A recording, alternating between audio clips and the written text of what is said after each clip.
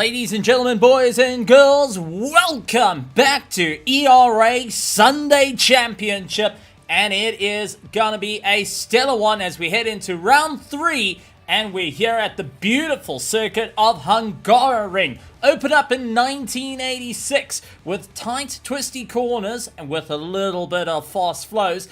And that incredible straight means that drivers will have to pull out every trick in the book to avoid track limits, to get the drive on one another, and take those big risks to move forward in the race. To maximize their points here, it is going to be a mad one. Turn 1 being the hairpin, that's everyone's concerned about, that you've got to get the drive to carry the momentum all the way through. The blind man, a quick kink to the left, before you navigating through the tight and twisties for our second sector. The S's, always a difficult one for our drivers to navigate and very easy to start picking up those incident points. And we've seen numerous drivers over the course of the years just not able to get it right. Some of the best still manage to fall off the track and power their way through. But moving on to our final sector, it's going to be a long right-hander to get a solid exit to make your way down the straight. It's going to be a great one. 14 corners, 4.3 in length.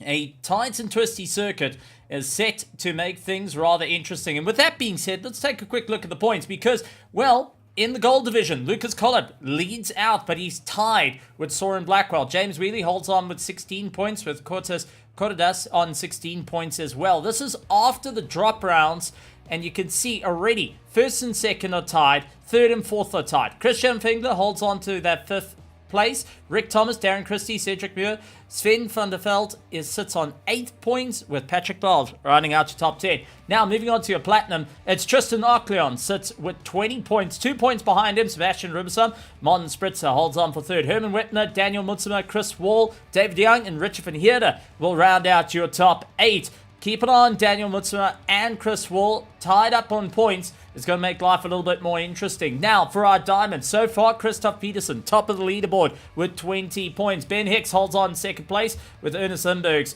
holding on to third. It's tied between Henry Platt and Rafa Souza on 14 points, and David Roth rounds out your top 6. And already you can see the drivers starting to feel that pressure. Now, we're going to head over to our qualifying as the drivers making their way around the circuit. And we've got Chris Biermeister, first one on the leaderboard to put a time in, a 144.6. He's followed by his teammate from the Extreme Sim Racing, putting a 145. Christian Fingler sips himself into third. Well, dropped in second, slipped to third, and he gets pushed out by Byron Mulgreen, going and putting himself up into that second place. Rick Thomas down into fifth as Dick Post moves himself up into fourth. Sven boots it through with the Ford Mustang to put himself into third. Lewis Knight, a once champion here in the gold class, finds himself in 8th place and trying to score as many points as possible to try and keep the drive. Isaac Jordan in the Iron Lynx holding on for 7th position, and Darren Christie rounds out your 9 of the gold drivers. Everyone hoping for a solid impact here. It is a hot day, beautiful temperatures, but our drivers will start to think about positioning, because when it comes to Hungaroring, it's all about where you are on circuit and where you're starting. You don't want to be caught in traffic. You don't want to be caught in the pack too early on. You want to try and give yourself as much breathing room as possible. So for our gold division, in the next 5 minutes, they want to ensure that they can put up a solid fight against the diamonds and the platinums to ensure they sit for a solid run. With that being said, let's take a look as an onboard from our driver to keep an eye on what's happening. So Chris Biermeister out on the circuit as he heads towards turn 1. Absolutely keeping it planted, trying to boost himself. Will look for the brake markers on the left-hand side. At the 100-meter board, down the gears, into third, into second, down to first, turns to the right, nice and tight, and gently come back on the power as you come out of turn 1. Now, start leaning to the right-hand side as you gear yourself towards turn 2. It's a lift, it's a down, a change to second. Bring yourself through and start feeding on the gas. Keep as far left as possible for the quick right-hander that comes through. It's all about commitment, but you can quite easily run off the track limit. Now, time for the kick. Turn to the left, a quick down through the gears. Really have to carry the momentum through, and now into the long right as you start to feed on the throttle. Heading to the S's now. This is where we're going to see main problems starting to build up. A quick right followed by a quick left succession. The first of the problems that can really foul up your race. You start navigating your way around through the right-hander, quick to the left. It is just a flow that you need to keep a rhythm all the way through, and you'll see drivers landing up in a little bit of autopilot mode into the next chicane. Down on the brakes, turn to the right, and you will have to keep a very close eye not to run out wide. As we saw, Chris going and putting a wheel wrong can lose out a lot of time there, picking up a drive-through quite easily. Heading into the final corner, a swing to the long right, gearing yourself nice and tight, and then feed the power back on, aim for the outs, and really run the gauntlet as you aim for the start-finish line. A beautiful drive from Chris Biermeister, a 1:44.1, his quickest lap time. Chris is now followed by Christian Fengler, and Sven holds on to third. Byron, unfortunately, not finding the pace on that last lap, holds on to fourth with Rick Thomas and Dick Post trying to put a time out on the board that's going to be into the 1:44s, and that will be our race pace for the midfield. And at the moment, everyone aiming to get that done. With 2 minutes and 25 seconds left in qualifying for our gold division, at the moment, Chris holds that top time. However, Sven was faster in Sector 1, but not quicker in Sector 2 and 3. Sector 3 goes to Christian Fengler, and Sector 2 goes to Chris Biermeister at the moment. So everyone trying to move up through the order, trying to find that time. Christian currently 0.2 up on his time in the DeVault colours for the Track Tool team. He's hoping to make a solid bit of work here. Down the gears, really trying to carve his way through, keeping it nice and neat in the Hurricane Evo 2. An absolutely incredible machine. And the quickest way that you can identify between the different Hurricanes is actually the airbox on the top with that small fin that carries through. It's a little change. It's subtle, but it definitely makes the difference for the Hurricanes. Lost to the V10s from Lamborghini before they moved over to the V8 hybrids. It's an absolute gut punch to think that. But at the moment, Sven not improving his lap time. Neither is Chris. Fengler is, and so is Byron.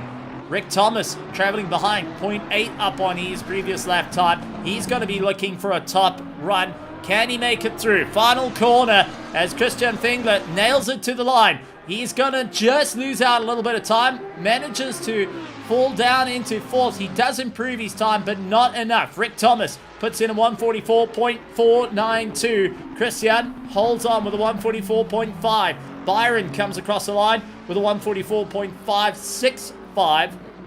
And he's going to be trying to get that little bit of motivation move forward. Isaac Jordan, a good time from him, up 0.4. He does jump up on Lewis Knight. Darren Christie lost to come across the line, 0.4, and he does move up into 8th place. Byron, unfortunately, will not be improving, and he will have to sit. But at the top of the leaderboard, Dick Post out there in the BMW, 1:43.9 on that last run. And what a drive on his part. Fastest in Sector 1, fastest in Sector 2, or in Sector 3, but not in Sector 2. That's still held by Christian Fengler. But as the drivers now start to move off the course, we will be allowing our Platinums to head out onto the circuit. And that's where it's going to get nice and interesting. As we saw in the championship, it's incredibly close with every single one of the drivers thinking what they can do. So Herman Wepner out on circuit with Chris Wall, Mon Spritzer following suit as well to try and keep the pressure on. Tristan Ocleon and Sebastian Rubison will be rounding out the Platinum division. 21 cars starting here at Hungaroring, and 21 cars looking to go and fight for the championship. They're not going to be hanging around at the moment. Chris Biermeister does come across the line. He does move up into second position. Quickest in Sector 2, not in Sector 1 and Sector 3. Christian Fengler comes up in third place. and we'll be looking at a solid run from his part. Byron, unfortunately, out of the final corner, lost a little bit of time, and he will not be improving. He'll hold that 6th place at the moment. So 1:43.9 to beat, and so far we got the drivers out on the track. Richard Van Eert currently out on the circuit with his Ferrari. Herman Whitner, Chris Wall out there in the BMW. Martin Spritzer chasing him down. Tristan Ockleon out in the lone Porsche to make it work, and Sebastian holds on to 19th at the moment. They're trying to get their first banker lap ready, not wanting to get caught out. They want as much clear air as possible and ensure they get a solid run for their first banker lap. A 1:43.9 dead is to beat. As you can see, Chris Biermeister 0.02 right behind in that second place,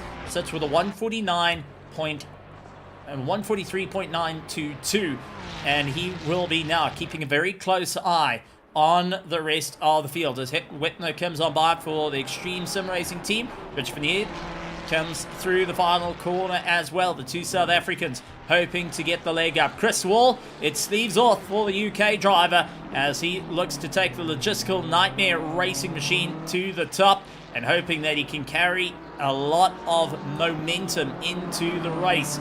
At the moment, in 13th position, he wants to try and put himself right into that top 10. He wants a solid drive to work out for him here, but it's going to come down to who can really make it work. Unfortunately, Martin Spritzer puts a wheel off for the Track Tool team. He's going to have his time invalidated. So is Tristan Ockleon and Sebastian. Just sinking in a little too deep, losing a little bit of time, and now having to think, right, what's going to be the big drive for the competitors to really make it work here tonight? Now Sebastian coming around, really just pushing the BMW a little bit harder. He's going to aim for the left-hand kick.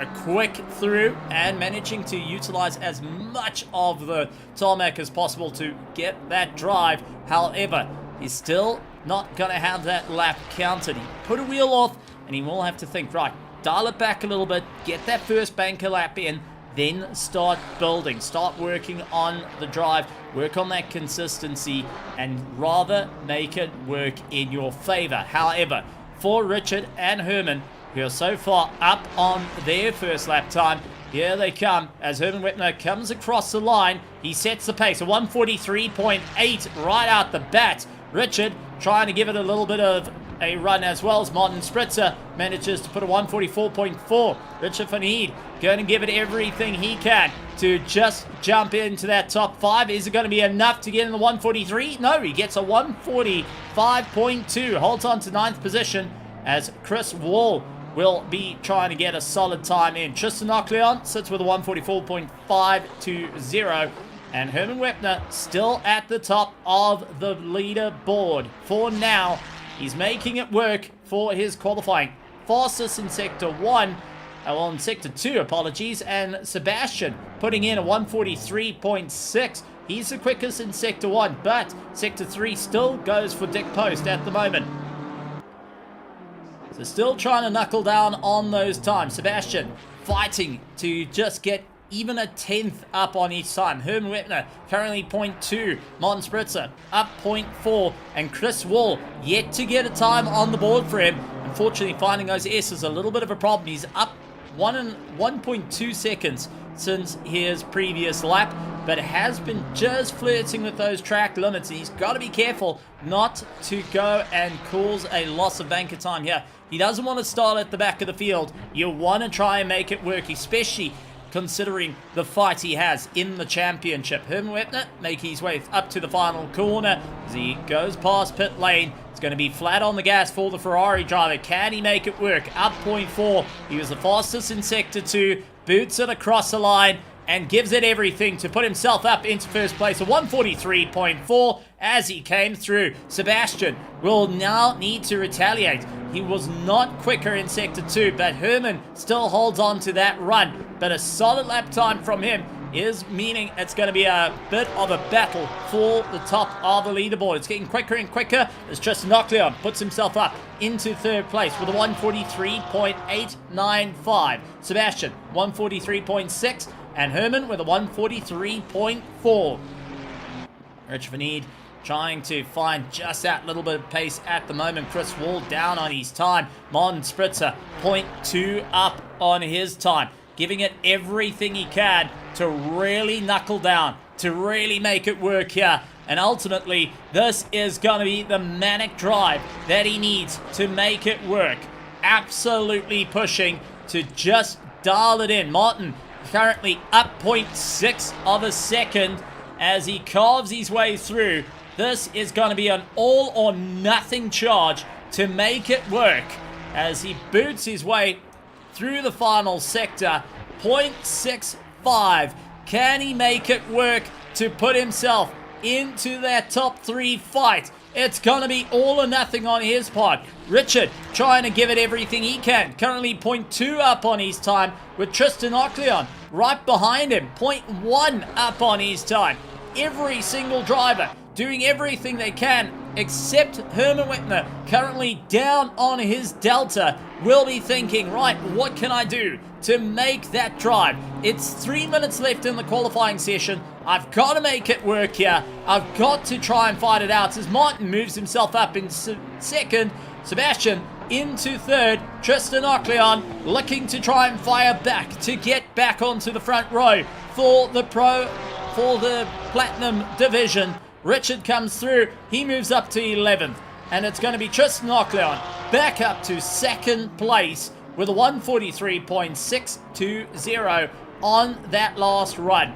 But Mon Spritzer still holds on to third place. So far, Herman up in Sector 2 and Sector 3 over the rest of his competitors, but not finding that pace to really push him over the edge on that 143.4. Definitely our diamond drivers will be keeping a very close eye on that and ensuring that they can make it work. So for Chris Wall, currently up 0.2 on his time. Rich Van Eed, 0.1, heading up to 0.2. He's giving it everything he can to try close up the distance as Dick Post, Chris Biermisser, Christian Fingler, Sven van der Veld, and Chris Wall are currently holding on to the top 9. Rick Thomas holds on to the top 10. Richard holds on to 11th at the moment. He wants to try and bring himself into the fight. For Chris Wall, this is looking to be a good lap to try and bring him at least a little bit closer to that 143 mark if he can carry the momentum through. 0.1 up on his time.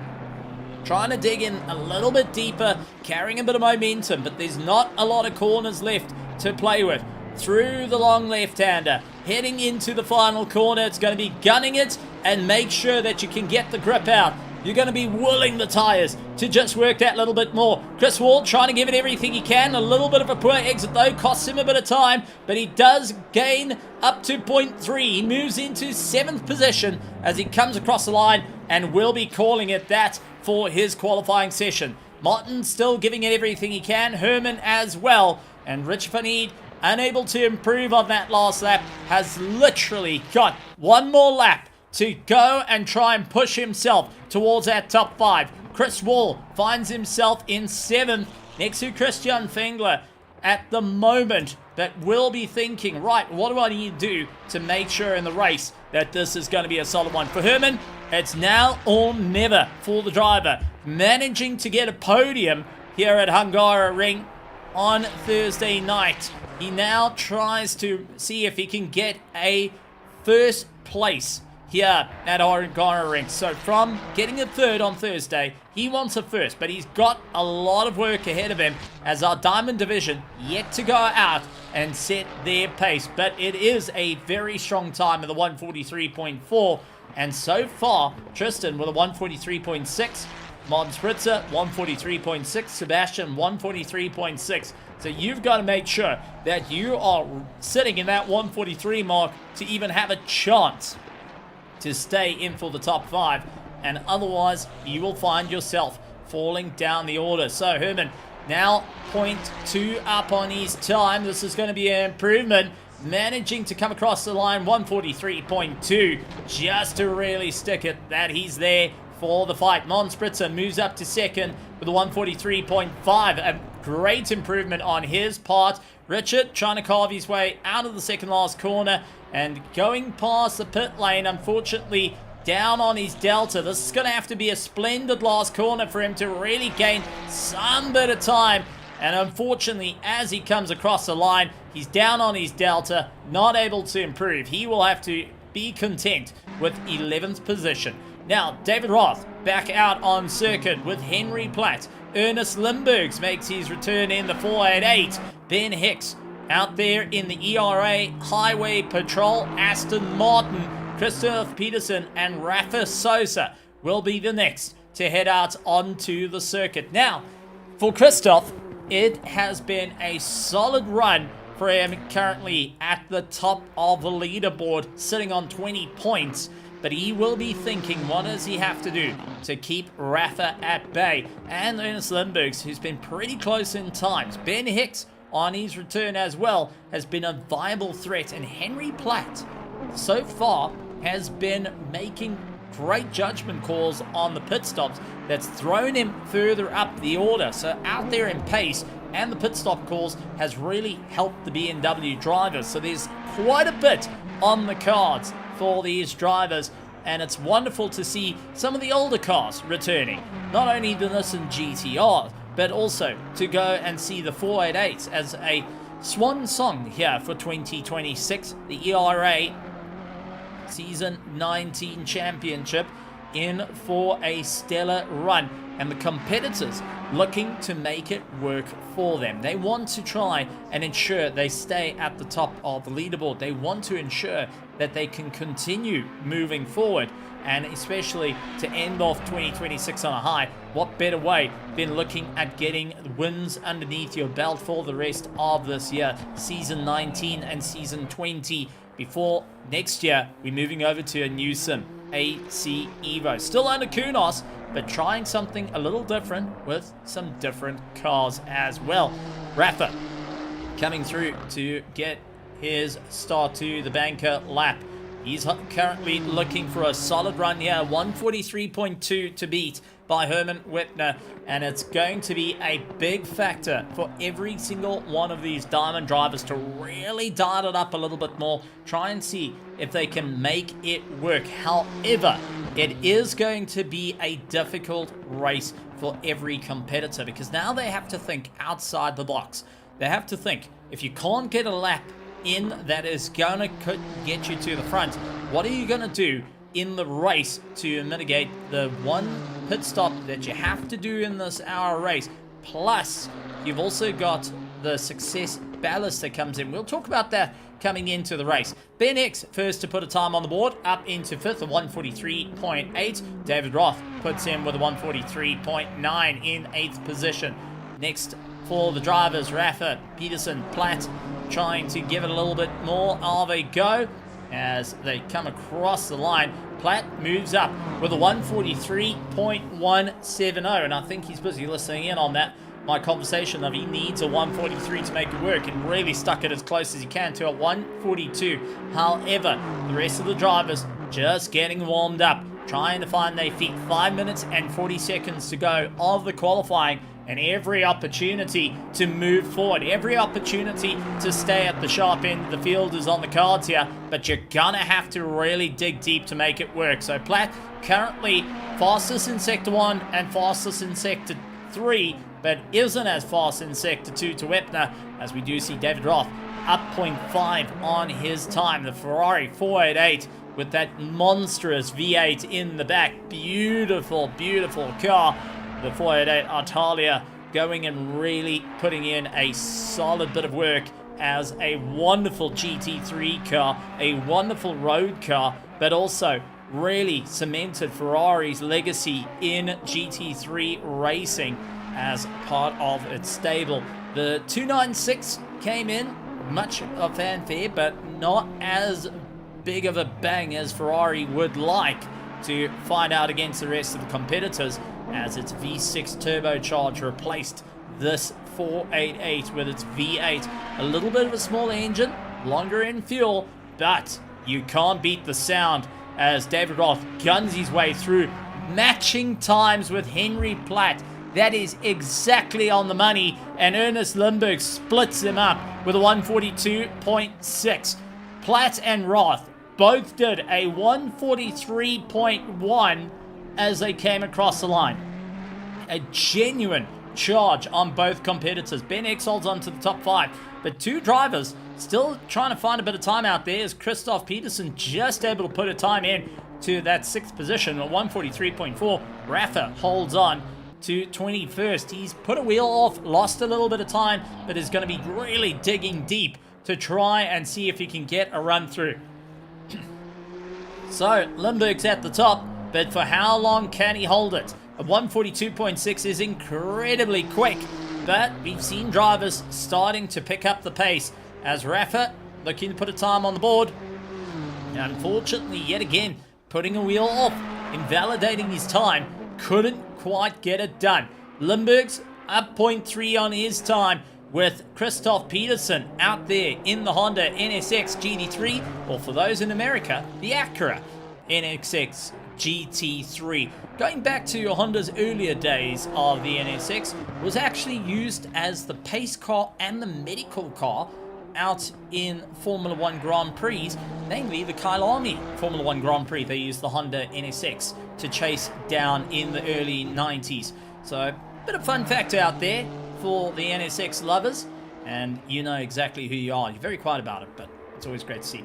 Lindbergh's, Platt, Ben Hicks, Peterson holding on for the run. Rafa still looking to put a time. Roth content with his 143.17, tying it up with Platt, but Platt wants to try and dig in that a little bit further. 2 minutes and 30 seconds to go, so there's still time on the board here to really dial it up. Ben Hicks up 0.1 as Christoph managing to go and improve his time, puts himself up into second, a 142.415 for Lindbergh's. Peterson with a 142.8 as Platt trying to find a little bit of pace out there to bring himself into the 142s. He holds on to third ahead of Roth as they were tied up in times. He's looking to try and break that, looking to try and dig that little bit deeper. Ben Hicks is content with a 6th place. He will start next to Herman Wetner, the first of the Platinum drivers, and immediately Rafa fires back eventually with 2 laps left in it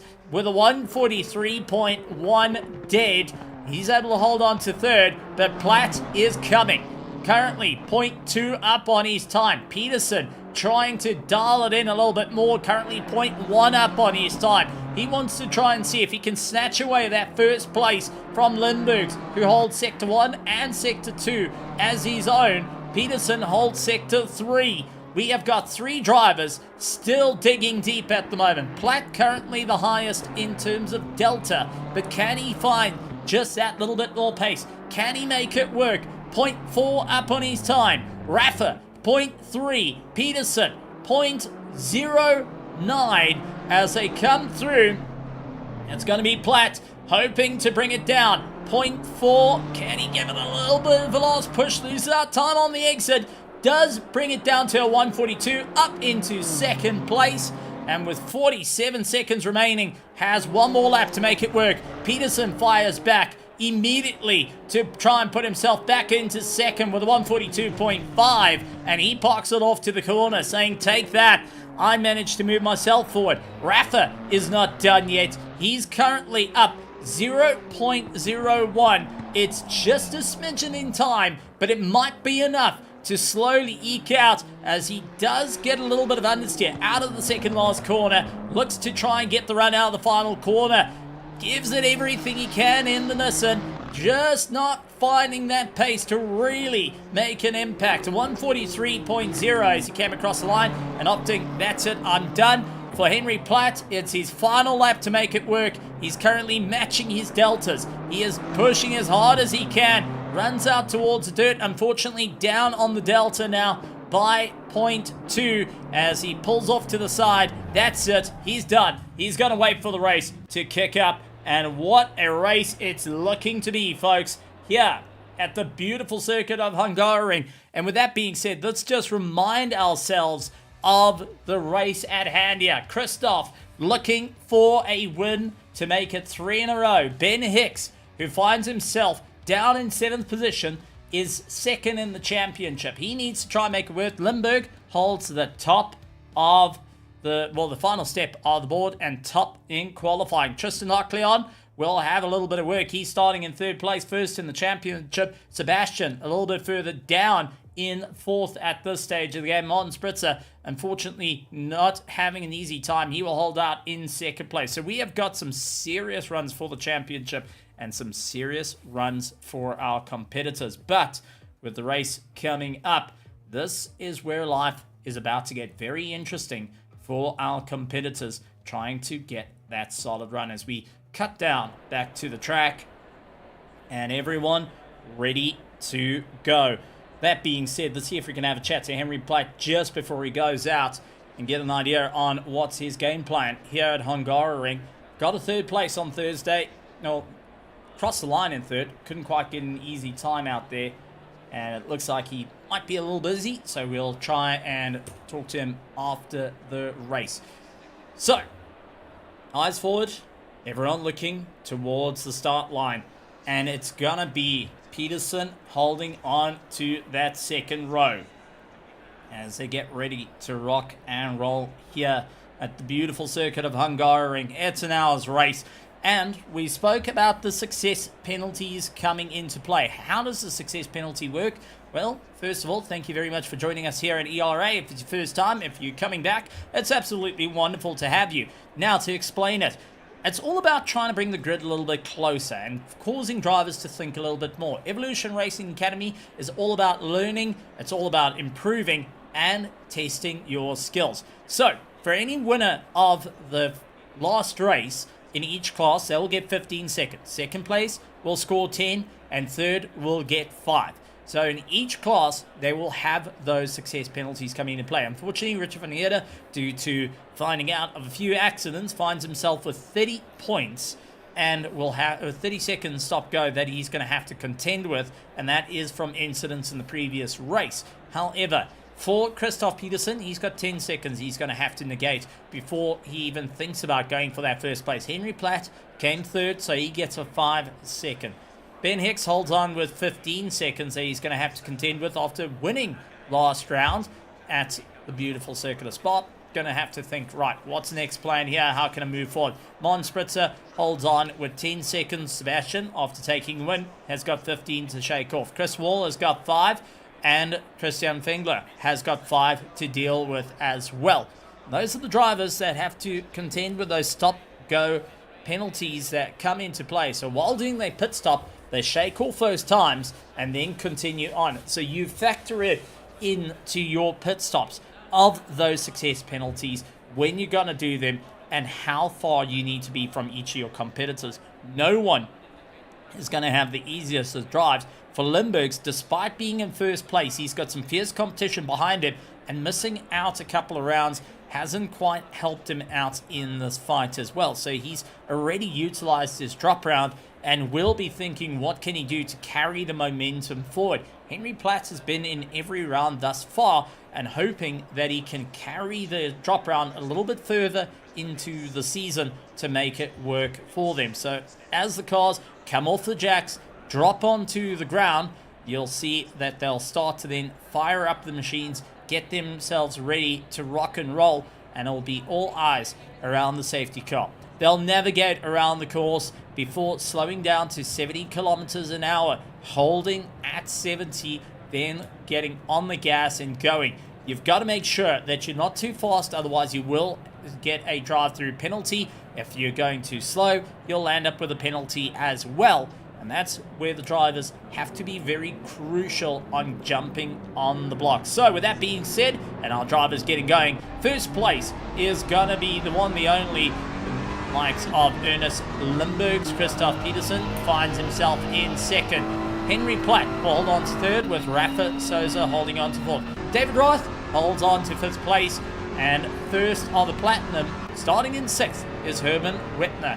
Ben Hicks in 7th position will be looking to make up some time as Martin Spritzer holds on to 8th position, 2nd in his class. Tristan Lockleon and Sebastian Rubenson will look to try and make up some time. First of our gold drivers, Dick Post ahead of Chris Biermeister after a very, very close qualifying between them. Chris Wall will split up the gold class, and you'll then have Christian Fengler, Sven van der Veld, and Rick Thomas to keep him a bit of company. Rich Vanieta will hold out in 17th position with Byron Holmgren and Isaac Jordan, Darren Christie, and rounding out the pack, Lewis Knight in that 06.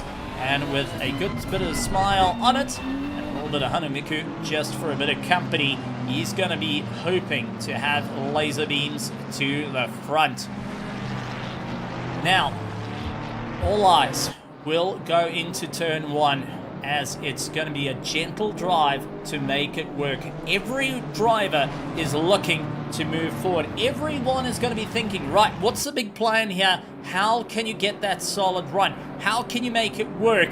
And where are you going to be able to go and take the dominating run in the order? Well, it comes down to this. Who between them is going to make it work? Limburgs and Peterson lining up side by side. Two drivers in the same team. Fear the Bones. Two different cars that have got varied success. Ernest Limburgs, on his first outing in ERA, came in and absolutely took the fight to the defending champion of Christoph Peterson at the time. Didn't quite expect to have Limburgs right in for the fight with him, and also battling out against Mahath Musa. Brands Hatch was the do-or-die moment between the two, and a friendship was forged in fire. They will hold on to the front row. And Henry Platt, since making his changeover from the Aston Martin into the BMW, has found great success for the Moscow Motorsport machine and will be fighting out against the long returning Rafa Souza, who holds on to fourth. But as they start to navigate their way around, this is where the drivers will think towards a line. And who is going to get the solid drive on the way through? 70 kilometers an hour. Start to line yourselves up. Ultimately, this is going to be a wait as we look to go green. It is lights on, eyes to the front. Who's going to be the quickest on the button? As lights on, lights off, and away we go racing, heading into turn 1, as everyone's off to a phenomenal start. Tristan Ocleon trying to look down the inside into turn 1 on Ben Hicks as he's looked to try go 3 wide, second guess the option. It is a parking lot. Everyone just taking a bit of a ginger run. Chris Wall trying to fight out against Chris Biermeister and Christian Fengler. However, it is side by side for Ben Hicks as he falls out wide, loses a bit of time. Tristan loses it, and it's going to be Tristan, Chris Biermeister, and Christian Fengler falling down the order. They're able to get themselves going. For Isaac Jordan, it's a solid run for him. As our drivers clear on through, everyone trying to pick up the pace and find that little bit of a rhythm. Even our timing tower trying to find up that little bit of time. Limburgs out into the lead, trying to open up the gap, seeing where it can work. For Christoph Peterson out in second, with Henry Platt holding on to third ahead of Rafa. David Roth right behind. Whitner trying to keep ahead of Mon Spritzer for the Platinum division. Ben Hicks separates the top 3 of the Platinum, but it's Dick Post who is ahead of Chris Wall, with Sven trying to figure out how he can get that Mustang around. Tristan Ocleon trying to see if he can catch up after a bit of a disaster. Now trying to see if he can make it work. Christian Fengler down into 21st position, will be trying to recover a bit of time here and trying to see if he can get the pass done. Both Lamborghinis going and battling door to door at the moment at the back of the pack. And after a little bit of a rough time for the start, everyone navigating through and not too bad of damage coming into play. Now it's all about thinking about keeping that consistency. How are you going to make it work, and where are you going to make up a little bit of time? Let's quickly take a look at what happened to a couple of drivers out there, especially on that early start, that ended up with a couple of cars getting put out wide. Chris Biermeister going and being part of that. So, quick look at what happened. as they head into the corner. Oh, it was Biermeister too hot into the side of Tristan Knockleon, which creates a catastrophic effect into Christian Fengler. And we also saw Darren Christie getting a little bit of a tap as well.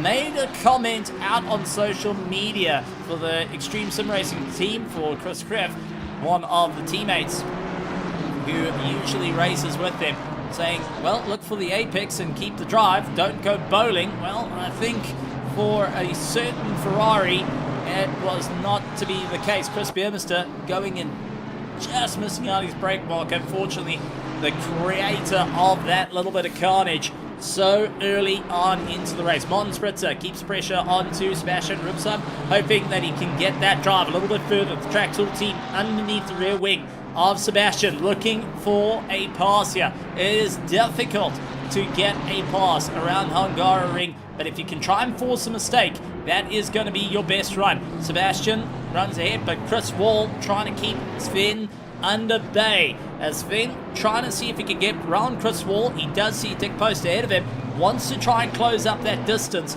and see if he can get into the fight. However, for the Funnel Racing, Sven is going to need to really dial it up a little bit more. Dick Post, his teammate, holding on to the lead and just managing to navigate his way through. Tristan Knockleon, Pro-Am in the same team, will be thinking, right, what do I need to do to try and move this car forward? And also to get to Chris Wall, do we need to communicate here?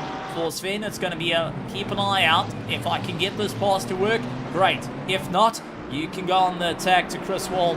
This is a long race for the competitors, and it's going to come down to who can keep the tyre management alive and those fuel stops as well. You can lift and coast quite a bit around the circuit to save that little bit of time and see if you can stay in for the fight. However, you will land up losing a lot if you can't get that momentum. Now, big outbreaking moment for Sebastian. That's going to cost him a bit as he falls down the order. Mon Spritzer, Ben Hicks, all clearing on by immediately. Dick Post getting right into the back of him, trying to figure out how he can move forward. But for Sebastian, he's threw himself off the circuit down into third and will be going and feeling a little bit of pain there. Tristan trying to take the curbing, swings around the outside. You can see the damage to the side of the left side of his car. Sven gives him a little bit of room to allow that pass to happen. And now it's going to be up to Tristan to pull his teammate along to act as a little bit of protection at the moment, because Byron Mulgrain trying to close up the gap. He is behind Rich Van Heed, who will battle him out every step of the way. But Rick Thomas is the closest. He is in third place in the gold class and now finding a chance to really fire back. See if he can move on forward.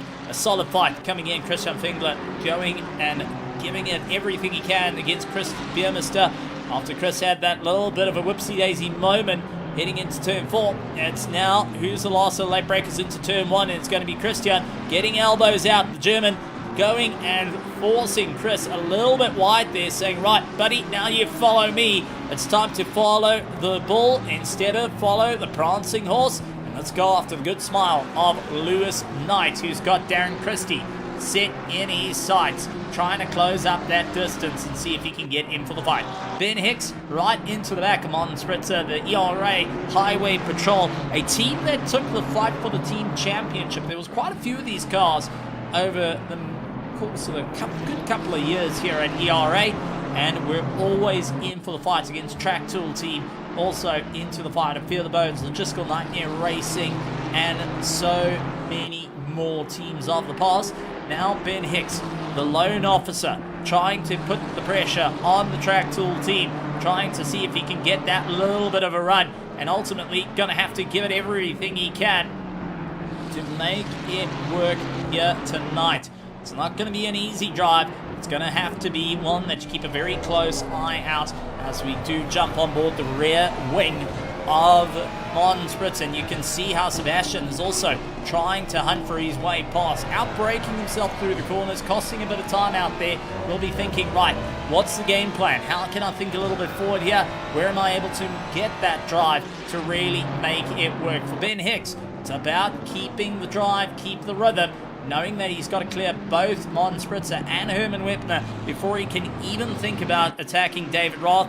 And with the front two of the Platinum having a brawl with one another, it's not going to be an easy pass to try and fight on the way through. He's going to have to be that little bit patient, think out the opportune moments and where he could take the fight to them. Dick Post finds himself ahead of Chris Wall and Tristan Ocleon. That's going to break up the fight between first and second as Finn and Rick Thomas are left to deal with one another.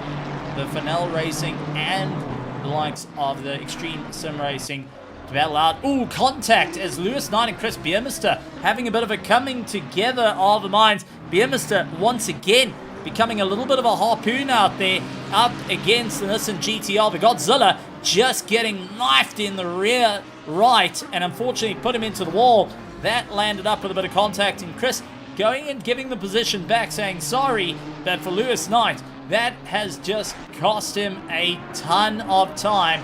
It's like Jordan clears past, but now for Chris Biermeister picking up yet again another bit of damage onto the nose. One has to wonder if he was a bit shaken after the start, try to force to get that little bit of drive, and unfortunately has been compromising himself. The team will be in the ears telling him, right, let's calm down, let's try and figure out what the car's doing, whether we need to get that in, fixed and carry on, or what can we do to try and keep the driver motivated and keep moving forward. It's always that difficult part, but that's why you do want that little bit of an engineer in your ear chatting to you, giving you a bit of insight into the race, but also to give you that little bit of a nudge in the right direction to get you refocused and out of that red mist, to start focusing on the race a little bit further into it, and also to keep the hopes up that you will be making up time, that it's not all done and dusted as yet, especially this early on into the race.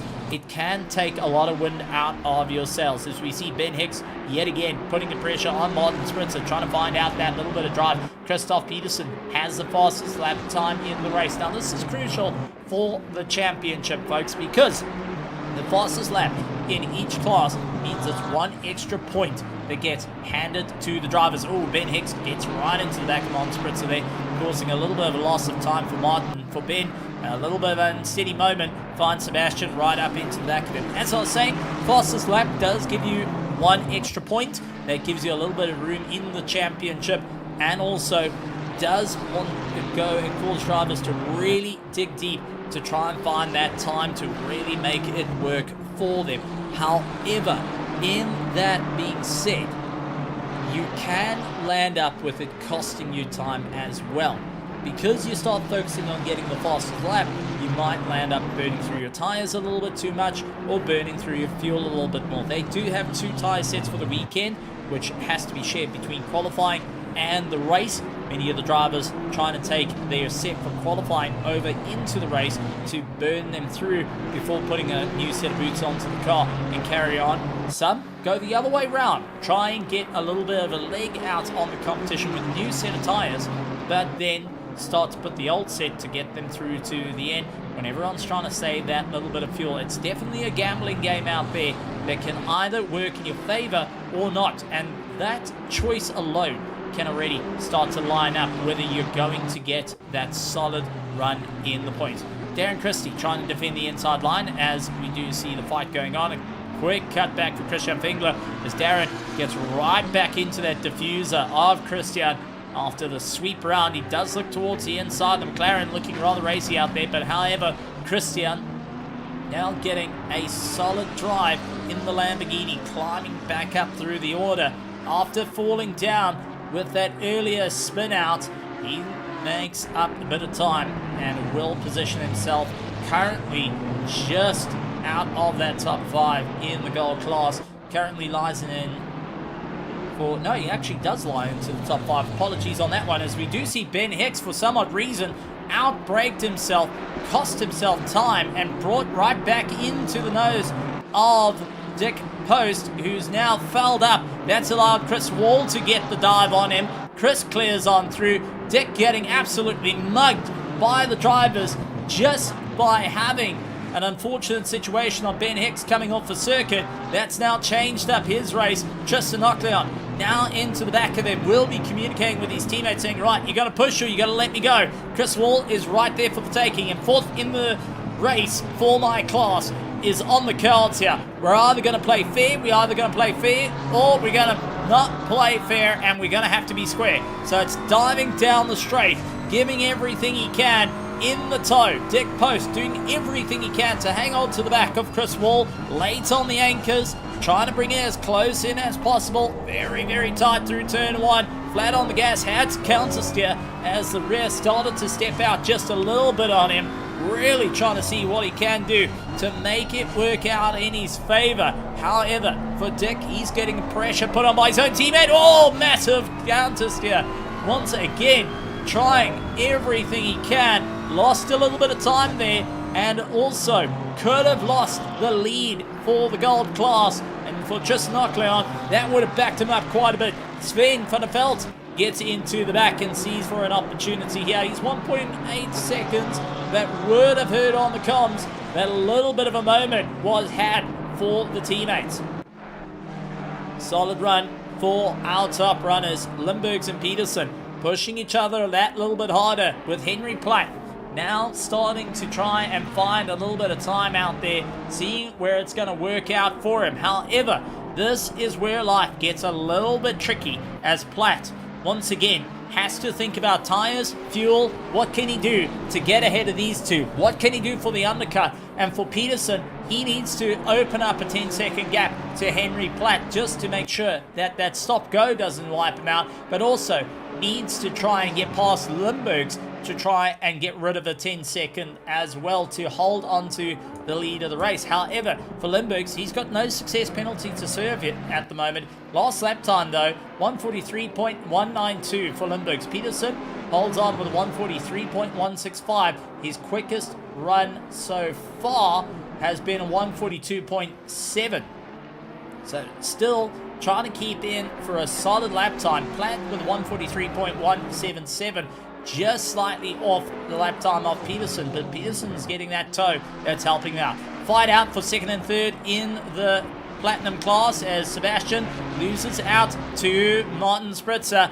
They battle door to door with one another. Martin to the middle of the circuit, brings it back to the racing line through the kink, trying to keep the car going. Sebastian hunting down every opportunity to see where he can get into the fight as Martin runs in a bit deep. Sebastian's going to take the run on the inside. It's coming up to the quick chicane, a quick succession, a right, a left, and it's going to be Sebastian just managing to get ahead. And Martin bouncing over the curbs, trying to push out a little bit harder. Will have to be rather cautious there. You get 3 warnings on track limits, and then they'll start handing out those monstrous drive-through penalties that can absolutely damage your race. Take a look back on Thursday at Raceface Top Pro. Henry Platt had exactly that problem. Crossed the line in third, got a drive-through penalty through to track limits on the last lap, which went and cost him that third place. He finished up in 6th with Werner Wepner managing to take that, Herman Wepner taking that third place. And that is how a switch can easily happen. So everyone is going to be keeping very mindful of that little bit of a run, very mindful of what they need to do. Now another fight happening out on circuit. David Roth and Rafa Souza on 2 of the oldest machinery out on the circuit. Nissan GTR versus the Ferrari 488. These are 2 of the earliest cars that were put in Assetto Corsa Competizione back in its beta days, and now it's wonderful to see them fighting out on track yet again, going and showing off what they can do, that despite being the older cars on the sim, they are not completely out of the running for just driving and for general rotation.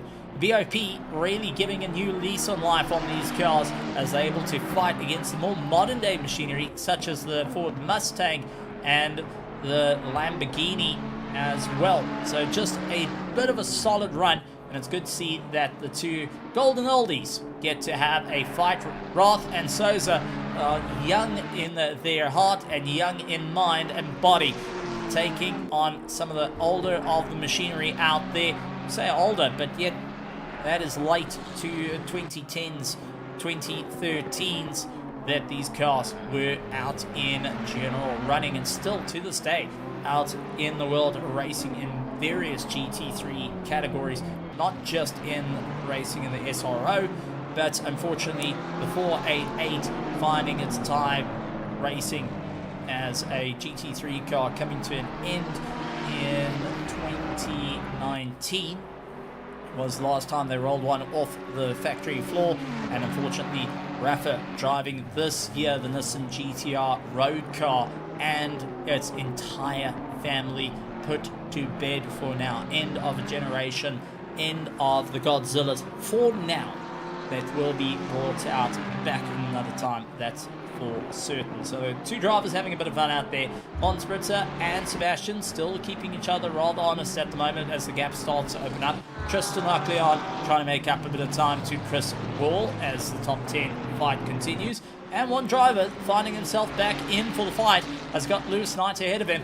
Chris Beermister closing up at a rate of knots. This time, however, taking a little bit more of a cautious approach into the corners and not wanting to outbrake himself. He will try and focus on just getting back into this race. If he can close up the time to Lewis Knight, what better way to do it? That little bit of damage to both cars, however, starting to hamper them out there and starting to become a little bit of an issue. As we jump on board to David Roth, the American driver for the Coors Banquet team, hunting down the Brazilian of Rafa Souza, the Predator, holding on to a solid run at the moment and just keeping the 488 at bay as they continue on. We have 41 minutes left of the race of this hour's race. No one has opted for an early pit stop thus far, trying to break it halfway. The 30-minute mark is going to be the halfway point. You will see some variation. 35 minutes was a good pit stop come our previous race, round 2 at Spa, and many of the drivers thinking, right, that's going to be the option here. 35 minutes, or try and sink it in as deep as possible to try and shake off those success penalties as well. Rich Van Heer still needs to serve his stop-go 32nd that he's got on him. Currently holds on to that 15th position, but is just out of the running. He's sitting between the third place of the gold car, Rick Thomas, and Byron, who holds on fourth place for the gold team. But he's still looking at a top 6 out on the track. So a good score of points for his class. And despite the penalty, it's a good haul of points that you can work with. And it's not quite a throwaway round as well. So it means it's going to help him out in the championship. Tristan Knockleon keeps the drive and trying to see what he can do against Chris Wall, who maintains the gap. Dick Post giving a little bit of space to his teammate for Tristan to hunt down an opportunity to see if he can go onto the attack. However, it's going to be late on the brakes for Chris Wall. A little too late. Mounting the curbs quite aggressively out there. Got to be careful, because the more that you go over those rumble strips, the more that you can actually damage the tire. And this is where another factor comes in that the drivers have to consider. They will start losing tire pressure. They will start picking up flat. If they're far too aggressive over the rumble strips, hitting them a bit hard, means that you're going to find yourself losing out that little bit of time, and quite easily can land up losing the car out completely. And that has been a factor in the past, where too hard of a push, too hard a strike on a curb, lands up with a flat, then lands up a loss of run, as they will be thinking, right, what's the game plan here? Especially 39 minutes to go. We're nearly to the halfway mark. The last thing you want to do is make a critical error in the run. We've only seen one big accident, and in that wasn't quite a huge one coming into play. That was between the three. Actually, there was the second, with Lewis Knight and Chris Beermister both ending up getting spiked into the wall, but still managing to continue. You've got to give it up to the drivers to keep that fight going on. Byron gets overtaken by Christian Fengler. Christian trying to fight his way back into that top 3 fight. Byron hoping to keep himself going. The Monsoon Racing out there in the metallic colours. The Canadian hoping to really make a solid work here. And it's good to see him out there. Gotta say, very, very impressive. I love the bit of a shine coming off that car instead of the flat colours of some of the others, but he needs to try and tell Christian a little bit more to see if he can also get drawn into the fight. This is where you go from racing as competitors to trying to lean on each other for a little bit of help out there. And it's that mutual agreement of, okay, we're going to keep it together for now. Let's see if we can draw ourselves in a little bit closer for the fight. So Byron out there for Monsoon Racing, not a bad drive on his part, is doing what he can to keep on the back of Christian, but also Darren Christie finds himself nearly 5 seconds back and will be reeling in to try and make it a little bit of run. And as I say his name, he appears and falls off. Darren Christie loses the rear end of his car and has to try and get himself going. He will fall into the clutches immediately of Lewis Knight, who gets on by. Isaac Jordan clears on as well. And Chris Biermeister finds himself tucked in behind the McLaren, trying to see if he can move up through the order. So Isaac Jordan out there, not quite the quickest of drivers, but has been keeping himself rather consistent and slowly but surely been picking up a little bit of a toe, picking up a position every time a mistake gets had.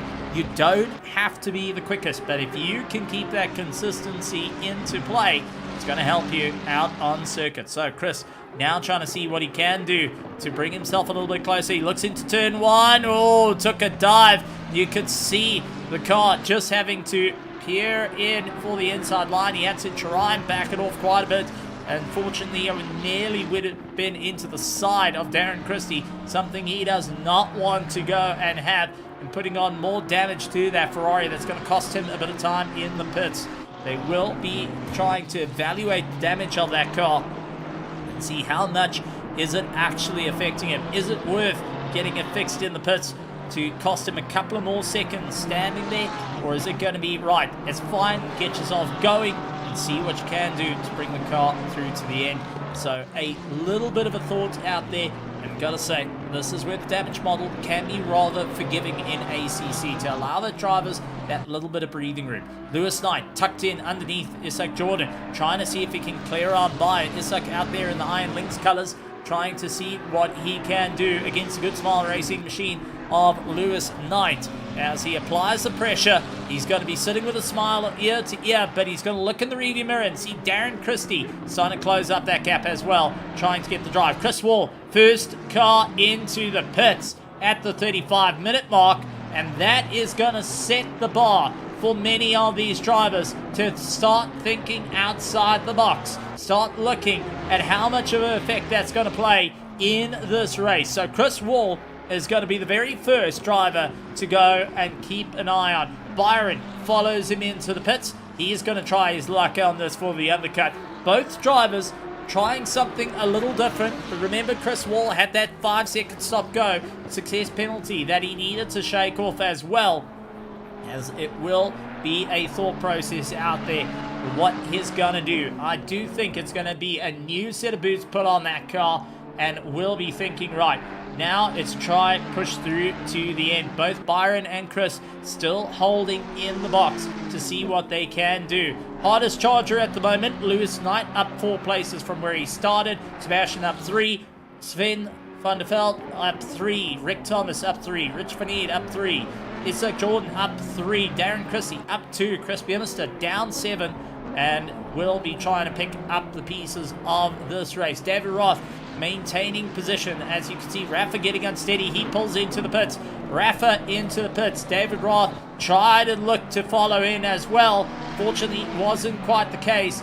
Now it's going to be Rafa looking for the undercut, as we do see Wepner coming out of the corner. He's got Sebastian keeping in close company, trying to see where exactly they can make up that little bit of time. Darren Christie and Lewis Knight going and brawling out with one another, with Darren Christie managing to move forward. He's right into the back of Isaac Jordan, while Lewis Knight loses a bit of time, immediately falls into the clutches of Chris Biermeister.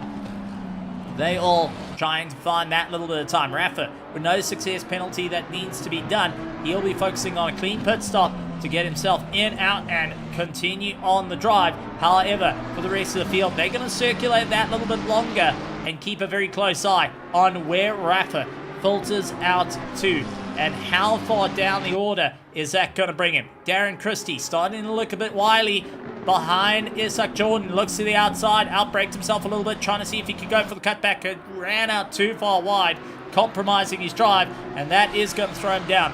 Christian Fingler right up against Rich van Heed as the two battle out. Rafa comes back out on circuit in 19th position ahead of Chris Wall and Byron, who served a pit stop 1 lap earlier. Drive-through penalty coming in for Ben Hicks, and that is going to be our first one. It's for track limits exceeded. Ben Hicks gets a drive-through penalty. And remember, he's still got that success penalty as well added to it. So he's going to have to do a drive-through plus his normal pit stop and serve the success penalty on top of that to really take that impact. Question is he going to do it this lap to try and get it out the way? Aims to the left-hand side, or the right-hand side. He gets himself into the pits. He's going to serve that drive-through penalty to get it done. David Roth into the pits. Ben Hicks into the pits. Ben Hicks just doing his drive-through. And that is going to be a big alert coming into the place for Sebastian, who holds on for second place. For Herman, who holds on fourth. And Martin Spritzer, who holds on to sixth. David Roth going for the undercut. Tristan Knockdown into the pits. Dick Post and Sven van der Veld into the pits. Rick Thomas is going to continue on going that little bit further into the race as well, trying to see what he can do. Christian's going to try and go a little bit further into the race as well against Rich van Heed. Looks to the inside line, try to bait to move. Fortunately, wasn't going to get it done. Tried to look for it. Had to second guess it mid-corner, and you could see the unsteady of the Lamborghini costing him a bit of time out there and really trying to position that car to move on forward. But as the pit stop starts to come through, Rafa is the one to keep an eye out for, as he's going to clear past Tristan, Sven, Dick, and will get right past David Roth, who will then have to serve his pit stop to get that done and dusted. Remember, Ben Hicks has got 15 seconds of a stop-go that he needs to serve on top of it. That drive-through penalty coming into play is something that is a very key point that we touched on at the beginning of the broadcast. That is going to be the moment that drivers will look and see how close they are to their final warning. And for those that are running on the knife's edge, that are right onto that warning, it is going to be a concern not to go and lose out too much time. It's going to be that moment of, okay, what do I need to do to ensure that I keep a solid run? What do I need to do to make this work in my favor? However, it's going to be a tough, bitter pill to swallow once you get that drive through. And as David Roth went and saw Ben Hicks coming through the pits, he knows, right, I've got a little bit of clearance there. Now it's time for me to go and gain the time. Rafa and David Roth will be smiling ear to ear, seeing that Ben Hicks is going to be of no concern to them. Richard into the pits. Got his stop-go 30-second. He needs to serve due to the stewards, and will get that done and dusted. He'll fall down the order and get himself out a little bit. But remember, there's only 6 in the class, so it's still a good haul of points on his part, and he can still go for the fastest lap time in the race to try and give himself that extra point to bring himself into the fight for the championship as well. So it's not completely out of the running. Even though you're at the back of the pack, you can still score that extra point. As you see, Darren Christie keeping the pressure on to Isaac Jordan, trying to find out how to get through. Lewis Knight and Chris Bianister managing to eke themselves up to 13th and 14th and running nose to tail at the moment. Isaac holds on to 10th, so it's 10th, 11th, 12th and 13th, all in a train as Ernest Limburg's, our leader, pulls into the pits. Interesting stop for him as Peterson's going to go long. Platt's going to go long as well to see if they could cycle through. Herman Wepner goes on long while Sebastian enters the pits to get his pit stop out of the way. Martin going out long as well. 28 minutes to go, and we're already seeing those drivers taking the gamble for the undercut. Rick Thomas thinks about it, but he's going to keep going a little bit longer in this race. Leading out the class, Christian Fingler will go long as well. Slowly but surely been creeping his way back into the fight for the podium as a stop-go 30-second gets added on to Richard van Heerden, unfortunately for coming off the pit limiter a little too early, and that is just going to add a bit of time and a bit of frustration. Not only did he have his stop hold given by the stewards, He also lands up going a little too quick and costing him time. Darren Christie into the pits. Chris Beermister follows on with Lewis Knight. They're going to try and drag this race out a little bit further and see where it's going to make up a bit of time. Ernest Limburgs did come out in 8th position ahead of Isaac Jordan and Lewis Knight. Ben Hicks is ahead of him, but Ben still needs to do his pit stop and get it out of the way. So for Limburgs, he is at the moment in a net first place, depending if Peterson and Platt go and lose out time. The question is, are they going to swap to a new set of tyres? Ernest Limburgs did put on a new set of boots. He's on 32 seconds, so he was stopped, fueled up, new set of tyres on that car, and looking to try and make it work out for him to try see if he can close up the gap. He hasn't got to worry about Ben X in 7th position, but he definitely has to try and close up the gap currently between Peterson and Platt. Richard into the pits. Darren Christie trying to get going, and Richard disqualified, and that is for not serving a penalty. So Richard was either, I think he was going a little bit long and he got disqualified. Did he cross the line? No way. Let's quickly go back 30 seconds. And it was.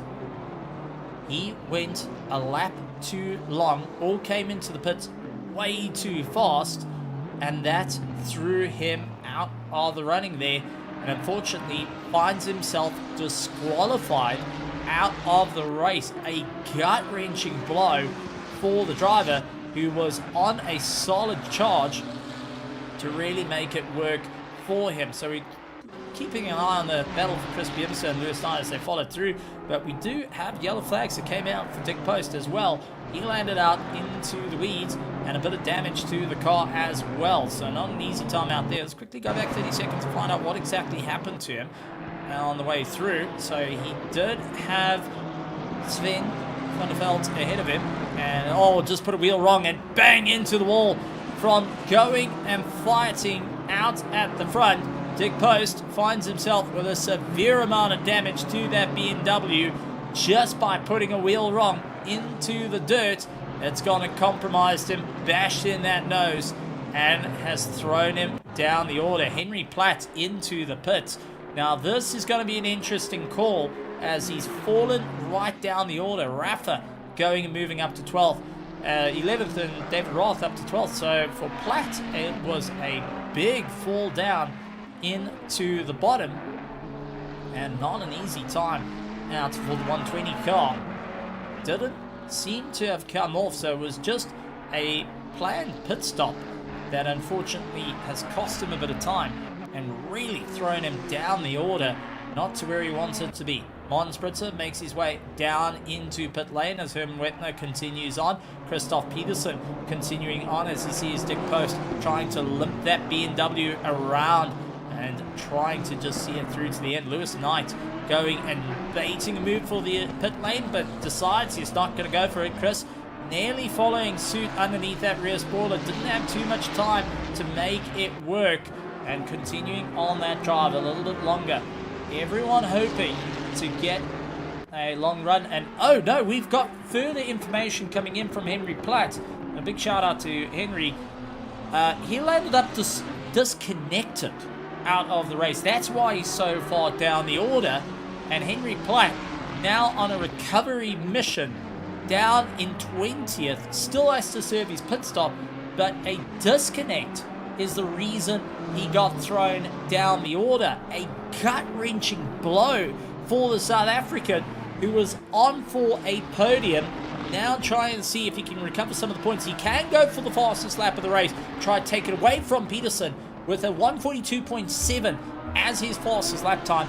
Henry Platt's going to have to gamble on that drive. Chris Wall in for a fight, but Chris Beermister keeps the battle with Lewis Knight. This is our closest on-track fight at the moment, as Peterson, Wetner, Rick Thomas, Christian Fingler, Ben Hicks, Isaac Jordan, Lewis Knight, and Chris Beermister yet to do their final pit stop. Henry Platt, after the disconnect, needs to do his final pit stop, and we'll be trying to see it through to the end, all the way through. This is going to be a mental race of note for these drivers trying to figure it out. But Ben Hicks, after a drive-through penalty, is going to find himself in a very, very valuable position to try and see if he can eke out that little bit of a run towards the finish line to possibly get a podium. He's got Limburgs behind him. Limburgs will get the pass done and will be able to gain a position. He will move up into that net first, but is still trying to close down. Christoph Peterson, 20 seconds away from Herman Wettner. That's going to help him out to keep that 10-second deficit out of the way. And we'll try and see if he can keep that bit of momentum moving forward. It's like Jordan Lewis 9 into the pits. They're deciding that they're going to be done and dusted to get their final pit stops out of the way to carry on with the race. Battle on for our third place spot, but in a net second, Monspritzer and Chris Wall keeping the fight between one another as they continue on the fight for the Platinum class, wanting to make it work. They'll jump up. It'll Lewis 9 and Isaac Jordan. The yellow flags shown out there. That's for a disconnected driver, but yet still sitting in pit lane. That does go and show a yellow out on the sim. It is a visual bug. Pay no heed and no attention to that. But unfortunately for Richard, he's going to be sitting on the sidelines watching the race. Christoph Peterson into the pits as we see Isaac Jordan coming out. Herman Wittner going to go a little bit longer in the race to try and see if it's going to work out for him. Currently leads out the Platinum class. He will need to really open up the gap to Tristan Ockley on Monspritzer, Chris Wall and Sebastian to ensure he can hold that top run. But the longer he goes, the more option to go and replace a set of tyres becomes a little bit more of a problem out there. Darren Christie hunting down the inside of Isaac Jordan as they both came rocketing out the pits. Darren Christie gets a solid run. Side by side they go. And it's going to be the McLaren stuck on the outside trying to get the run around as he gives it everything he can. Both have got a new set of tyres on their cars to really see if they can eke out that little bit more of momentum. Darren managing to get the better run of Isaac Jordan, but Isaac really gave him a run for his money. Now, interesting call coming in. Wettner gone that little bit longer. So is Rick Thomas, the Extreme Sim Racing team, deciding to hold on a little bit longer into this race, seeing if it's going to help him out as Ernest Limburgs takes up third. Chris Biermeister, who will chase the drivers down, also going long in this, trying to keep up with Rick Thomas, but he's got Rafa and Christoph Peterson for a bit of company, and Christoph hunting down Rafa Souza every which way possible, trying to see if he can get that pass done and dusted. However, this is going to be a nightmare run because at the moment, Chris Biermeister is a cork in the bottle, but is an on-track position, so he doesn't necessarily have to move out of the way, which does mean both these drivers have to figure out an easy way past that isn't going to compromise him too much in time, and that has allowed David Roth to draw in a bit closer. The Ferrari 488 driver not completely out of the run yet as the battle for second, third and fourth of the Diamond Division go and continue on that brawl, trying to see who can get the better of them. And Biermeister at the moment is dictating the pace to both of the drivers. Now, for Rafa, the Apex Predator, hoping to clear on by, he is going to be grinding his teeth at the moment, trying to hunt down every option. You can see really taking a tight Apex as Christoph swinging it around. Oh, contact into the back. Christoph into the back of Rafa, loses out the time, and David Roth capitalizes on the mistake. He gets the pass done and dusted. Christoph getting a little too close, a little too much into the fight, into the back of Rafa. Rafa was able to save the car and not slide into the back of Chris Biermeister, but it was David Roth who found that little bit of a smile run and has got the momentum to continue through. Three cars yet to pit. Wettner, Thomas and Biermeister, all three in the same team, holding on for that last little run. And Henry Platt, who's at the back of the pack, still needs to do his final pit stop, but has caught on to the fight. He has an option to move forward as Ben Hicks sends it down the inside of Lewis Knight. Says thank you very much on that one, but had to ride the curb all the way through. David Roth trying to go around the outside as it's going to be Rafa holds the inside. It's a drag race between the two. But Nissen gets the advantage into the right-hander, but backs out of it. It's going to be Roth getting the run through. Rafa goes and causes a bit of a concertina effect, immediately putting Christoph into a nightmare of a run. trying to give it everything he can to get that pass. It is Roth into second. Rafa having to deal out. Limburg's getting the run as he clears Rick Thomas and now continues to try and open up a little bit of a gap with Herman Wetner holding on to the lead of the race. Rick Thomas continues a lap further, and I do think Chris is thinking possibly of a pit, or is he going to go long? He going, and will continue to go long, much to the dismay of David Roth in that 488 as he chases down the newer generation of the Ferraris, the 296 that replaced the very car he's racing. Well, he's going to have to try and clear past the Gold driver. Barrels down towards turn 1. Chris gets stuck on the outside. Roth is going to have the advantage. He runs him out a little bit wide there to get the pass done. Chris falls down behind Roth, and now Rafa has to try and see if he can clear on through. Rafa and Peterson in for the fight. Henry Platt looking to throw his hat in the ring. He can also change the outcome of this race by seeing if he can clear on through. Rafa looks for the inside. He backed out of it through the kink. Definitely try to look for that drive. He is getting rather desperate to clear on past, but also to try and hold back Peterson at all costs. Look towards the inside yet again. Wasn't close enough to make it work. Platt into the back of him. Now, this is going to be an interesting one because Platt can race. He can fight to move up. He's got to unlap himself here. He's got that final pit stop to play. But at the moment, for the likes of Henry Platt, he's trying to close up 43 deficit to Isaac Jordan, which is a Lamborghini up the road. And at the moment, he's getting held up in this brawl. So does he stick around? Does he go and wait patiently? Or does the red mist kick in for all three drivers to see, right, there's an opportunity here as they continue on the brawl. 15 minutes and 46 seconds to go, and Chris Biermeister finally pulls into the pits to get his one done. Peterson onto the back of Rafa as they go through. Rafa will be saying thank heavens to that, but also, oh no, as Peterson is right into the back of him. Henry Platt trying to see if he can push that a little bit harder. Will be pulling himself in the toe. He's got a 142.4 to beat, set by Ernest Limburgs, who holds the fastest lap time of the race and the fastest in class.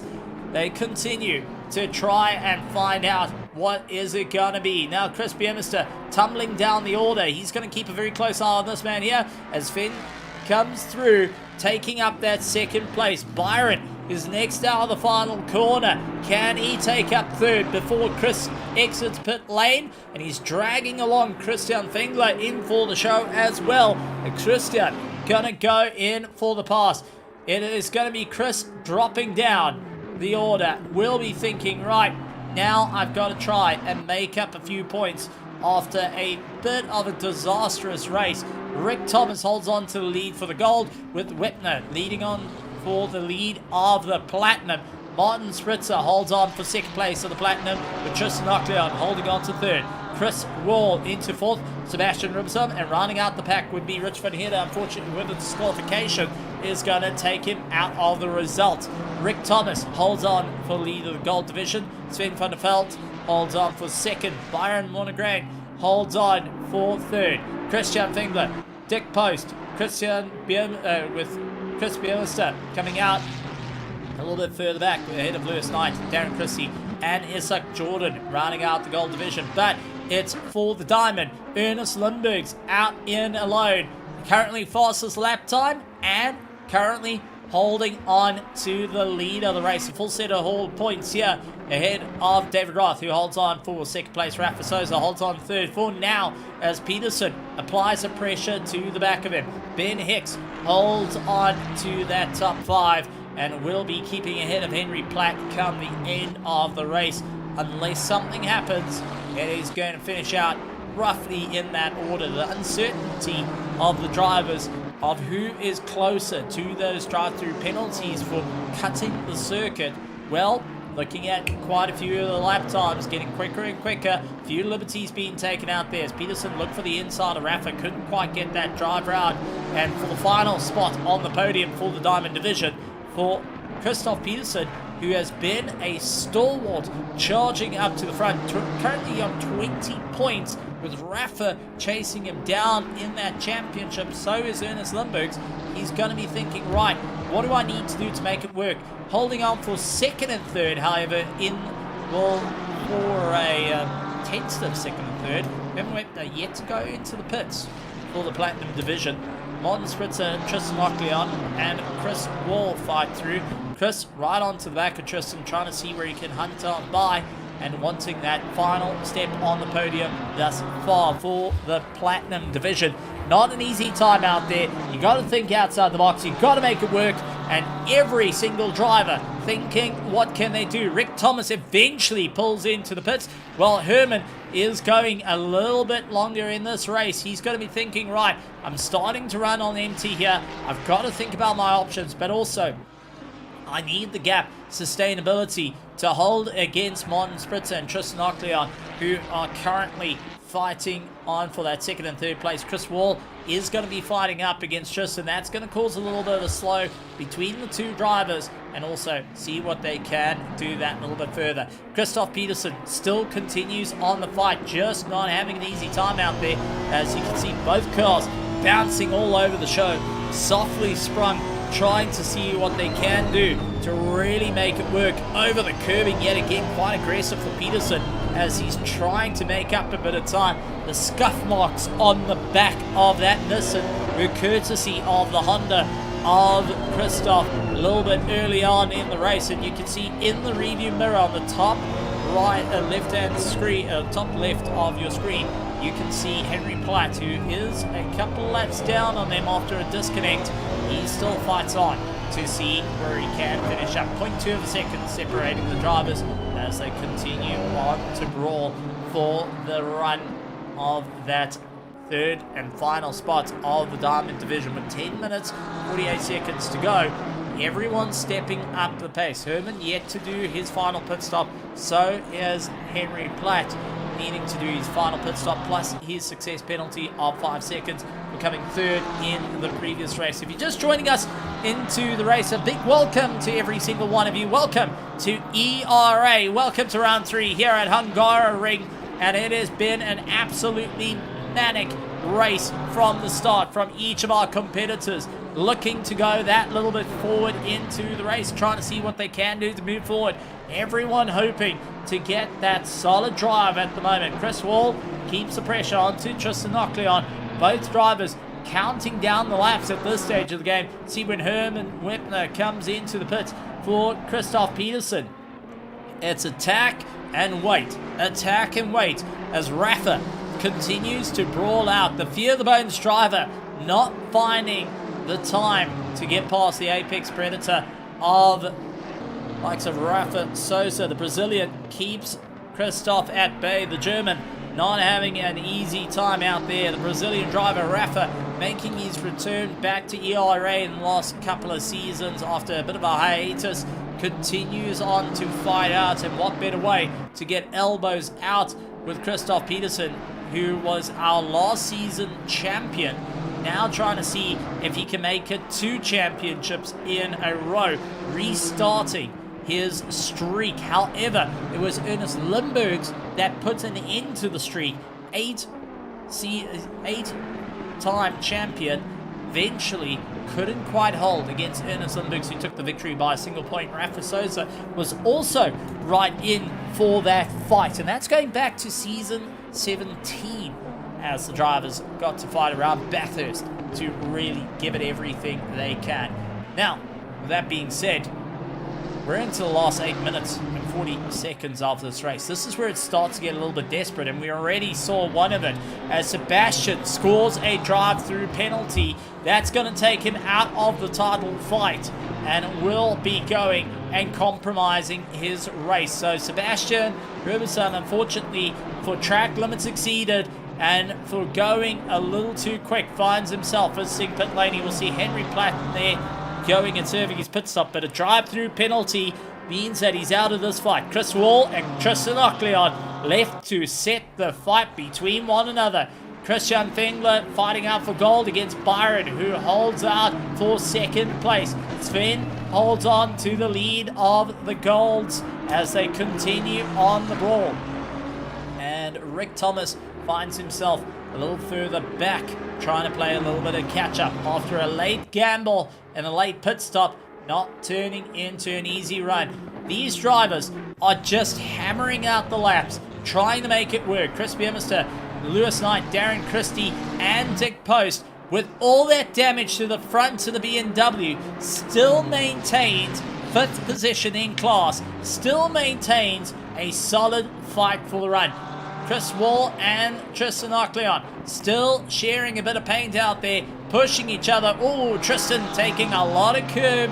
Got to be careful with that one. Will be picking up a warning. And Chris hunting down every option, finding out every way he can move forward. But Herman at the moment, 22 seconds ahead of Ernest Lindbergs, finds himself at the lead of the race. He's not going to be taking a new set of tires, that's for certain, as he's going to have to just do a splash and dash to make it work for him. This is going to be a mental race for every competitor. It's mental gymnastics that's going on. Tristan holds on to that third and final step of the platinum, and if Herman's gamble goes right, he should be able to get ahead of these two in the run and hold on to the lead. But Martin Spritzer trying to close up that gap. He's 20 seconds behind this ongoing fight as Christoph Peterson and Rafa continue to throw down against one another. They've left David Roth to open up the gap of 3 seconds and still continue on. Chris Beamister picks up a drive-through penalty for track limits exceeded. That's going to cause Lewis Knight and Darren Christie to have an advantage to start climbing up and get past. Isaac Jordan will say thank you as well as the night becomes even longer for Chris Beamister. A night to forget, a drop round to utilize here at Hungaroring, and it all fell apart right at the start of the race and not quite working out the way he wanted to. He's got to cycle his way through. If you've seen the green, you got to see the checkered. 21 cars started, 20 cars will see the checkered flag. Unfortunately, Richmond Heat, the 21st car with a drive-through penalty, well, a 30 stop go 32nd, wasn't able to serve it, was a little too fast, got a disqualification, and is out of the running. So, not a great race for him, and will most certainly be a drop round for him in the championship to try and get it sorted out heading into round 4. So, with a few fights out on the circuit, a few battles out there, everyone looking for a solid drive. In 4 minutes and 57 seconds to go, Herman Whitner yet to do that final pit stop. He does have run on the back of him. You did see Rick Thomas, Ben Hicks going and cruising up behind. Ben Hicks served to drive through earlier on in this race. He finds himself in 14th position. Right on the back of him is Henry Platt, who just exited the lane after serving his pit stop and was disconnected a little bit earlier on in the race. Darren Christie and Lewis Knight continue to fight out. The Sky Tempest Racing machine of the McLaren onto the back of Lewis Knight, and Dick Post, yet with that damage, continues to cycle on. He has got a solid defense, and despite that crunch nose, well, he's kept a stalling great drive on the way through and making it work out. But that's going to increase the amount of fuel that's being utilized, so he's going to hope that the pit stop has just added enough fuel to see him through to the end, because he got that damage prior to the impact.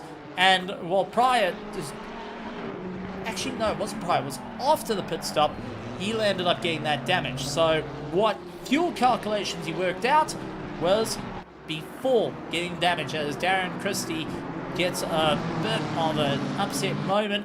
Dick Post loses out to Lewis Knight, who got the drive into turn 1. And I think that understeer starting to creep in on the BMW.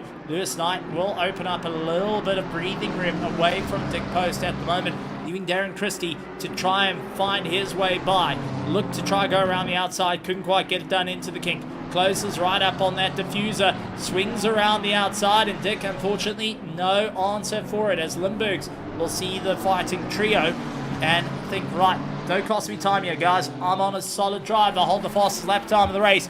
And at the moment, with David Roth now 25 seconds behind, 4 seconds there to Rafa Sosa and Christoph Peterson, there is no chance of Christoph and Rafa to go and get the fastest lap time of the race. It's too late into the race, and they're too close to one another, fighting for position. Chris Wall looking for the up and under on Tristan Ocleon. Couldn't quite get it done as Tristan hold that apex.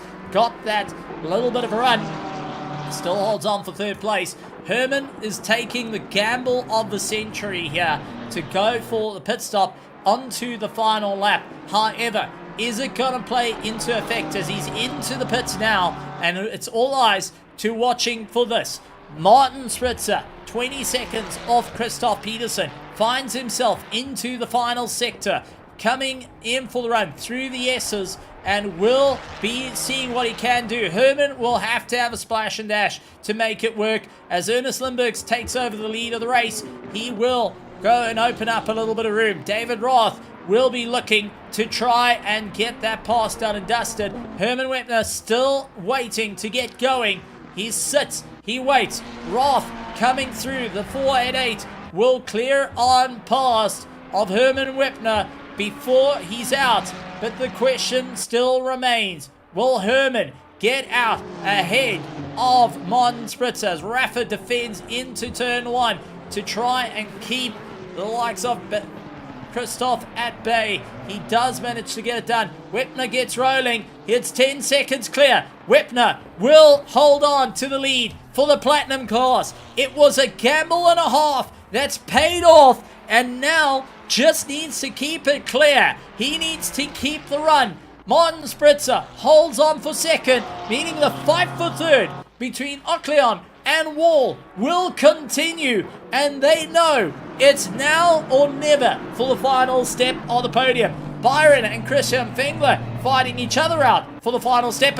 Big mistake coming in for the Good Smile Racing Machine, getting turned around. A quick look at what happened out there. He did have Limburgs onto the back of him, looked towards the inside line, and Limburgs catching the rear of Lewis Knight, nearly having Darren Christie involved in that incident. Dick Post managing to avoid out of the way, and Isaac Jordan managing to clear on through as well. So not a night for Lewis Knight, unfortunately, and he will find himself down the order. Final lap for the drivers as Limburgs sees the white. Everyone will see the battle ongoing. Chris Wall mounting the curbs, getting a bit of lift on that BMW. He is absolutely hunting down that third and final spot in the Platinum. Peterson finding that he needs to give it everything he can to get that third and final spot in the Diamond Division.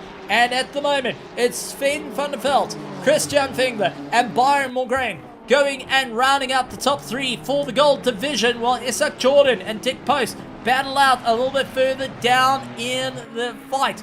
There is just all about who can go that little bit longer, who can apply the pressure to really make it work. Dick loses out the time. It's going to be Lewis Knight on the way through. Dick, stationary, will lose out yet another position as he returns back to pits. The damage becoming all too much for him, and unfortunately it's going to be a pass for Chris Biermeister. It's going to be a pass for Henry Platt. Dick Post will find himself down in 20th position. Christoph and Rafa battling on that little bit further. Limburgs and Roth hold on to first and second of the class as they all into the final sector. It's gonna be Rafa trying everything he can, but heading into the final corner for Fear the Bones, the 488 back to winning ways. Limburgs sees it through to the end and takes the victory and the fastest lap at Hungaroring. David Roth for the Cause Banquet will take up that second place and gonna be happy as can be as the fight continues on. For third in the Diamond Division, Rafa and Peterson coming down to the final corner. Rafa locks up that inside line. He forces Peterson to try his best, but it's going to be out on the throttle. Rafa takes it through and will score third ahead of Peterson by 0.1 of a second. Herman Wepner took the gamble and got the win in platinum. The longest run in the race takes the win. Martin Spritzer tried his best to close the difference. Will finish up in second, and Tristan Ocleon heading into the final corner. One more push with Chris Wall, 0.3 of a second on the back of them. Tristan Ocleon will take the third and final step on the podium. And coming through for the gold, it is Finn van der Veld getting ahead and will take the win in the Ford Mustang. A stellar run for him. Christian Fengler, after getting thrown to the back end of the field with a contact early on, finds himself second here tonight in the gold, with Byron Monaghan finishing up in third place. Ben Hicks finds himself up through the order. Rick Thomas on a delightful on the way through is going to be happy with that. What a race, what a run, and what a way to end on a high. Wow, oh wow, what can we say coming into the round? That was the points, that was the shake-up, and we got a race and a half right to the end. 21 cars started and 20 finish with an absolute monstrous run. You can't write a better story, and what can you say for an incredible battle right down to the wire in all three classes to keep you on your toes. That was what we love to see here on ERA. That's what we've grown to see on an ERA Sunday Championship season after season. Let's quick take a look at some of the highlights of the race while we bring the drivers to come and have a chat to us after an incredible run and just get a bit of a sense of what happened out there. Let's start off with our second in the Diamond class and bring him up to come and have a chat to us. David Roth of the Coors Banquet in the 488. David, welcome to the commentary box. A stellar run on your part, managing to capture a second and leaving the brawling duo to their own devices at the end. Yeah, that was a very interesting race near the in the second stint there. Souza had all the pace, and I was worried that I wasn't going to be able to keep up with him. And I just profited off some fighting, you know? It really worked out in my favor. It really was an interesting race. Now, take us through. It was a hard-fought fight at the start, and many of the drivers starting to feel it through the S's. How close were you with those track cuts with the 488? We saw a couple of times where it was looking rather risky trying to move forward in the early stages of the race. I actually ended the race with one track cut warning. That's it. I set some pretty good laps early on and just managed to, a little tap of the brake, a little lift if I felt myself going off track. And it just kept me from getting any more. It allowed me to push all the way to the end and try to put a gap between Souza and Peterson because they were fighting back there. It was definitely an interesting one. With that being said, you saw the fight between the two of them, and you managed to capitalize on to a mistake where Peterson went into the back of Rafa. Was at that moment you knew this is your time, that you will be able to clear these two that definitely seem to have the red mist on one another? Oh, yeah. As soon as I saw that bump and got by Peterson in the small amount of damage that was in the back of that GTR, I knew that I had a chance to actually pass him. And then with the slower traffic up front, definitely caught up pretty quickly, and I just ran it into the chicane. One of us was going to back out, and it wasn't going to be me. So I just ran him into the chicane, made him back out, and from there on out, it was just clean sailing. Just had to keep my head down and hit my braking points and make sure I didn't make any big mistakes. And it just worked out. a send it or bin it moment to really make your way through. But that being said, a good haul of points here at Hungaroring. How are you feeling heading into round 4? It's going to be an interesting fight for the championship by the looks of it. And with everyone giving it that hard push, especially for the second last season of 2026 and the second last season of ACC here at ERA, Imola seems to be a hotspot and also a circuit that has worked in your favor in the past, sometimes has caught you into turn 3 and turn 4. Yeah, I'm not super confident at Imola. It's now one of my favorite tracks. I've had a couple good races there. The racing's always really good in ERA, but I'm gonna put a little bit of practice in, see what I can manage. I didn't really have any hopes for this season. I'm in a very competitive class, routinely qualifying at the bottom of it. But I'm having a great time. I'm getting pace. I'm getting to fight with some of the best drivers out there. And next week, I'll just see what I can scrounge up. Stay consistent, stay safe, stay clean, and see what happens. Well, definitely has worked out in the past for you in the Platinum to take the win there. That being said, before we let you go, anything you want to say out to everyone here in the back of ERA, to the drivers and teams out on the circuit, and most importantly, to the fans out there in the virtual grandstands shouting from the sidelines, willing the driving to keep moving forward, and also putting on a phenomenal show, cheering for you guys every single time you head out onto the circuit. No, I just want to say, if you're in the grandstands and you want to race, come on in, do the license laps, and get on track with all of us. We'd love to have you. Want to say thank you to all the staff and all the moderators that make all this possible, and thank you to you, Steven, for providing amazing commentary. Always a ton of fun. Well done once again. And the 488 putting on a phenomenal show. I'm glad that we got the proper sounding Ferraris up at the front. Congratulations on that second place in the Diamond Division. Thank you, Steven.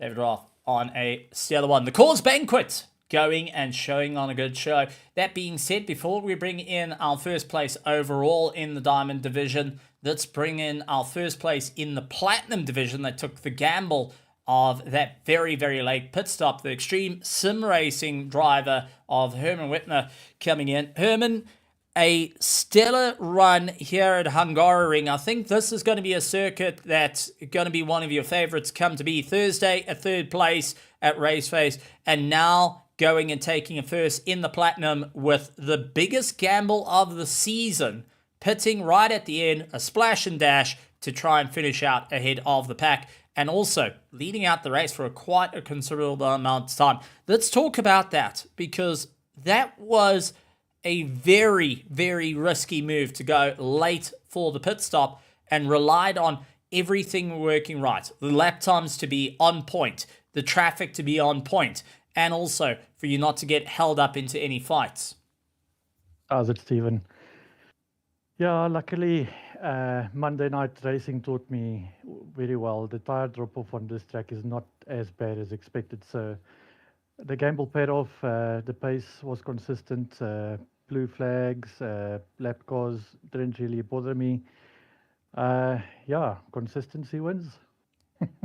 It was definitely an interesting run. Going through the race, was this a decision that you decided, I'm going to take this risk. I'm going to go for that long run and see if it's going to benefit me? Was this a pre-race decision, or was it during the race of, okay, let's try it. Let's throw it again. Let's throw it against the wall and see if it sticks.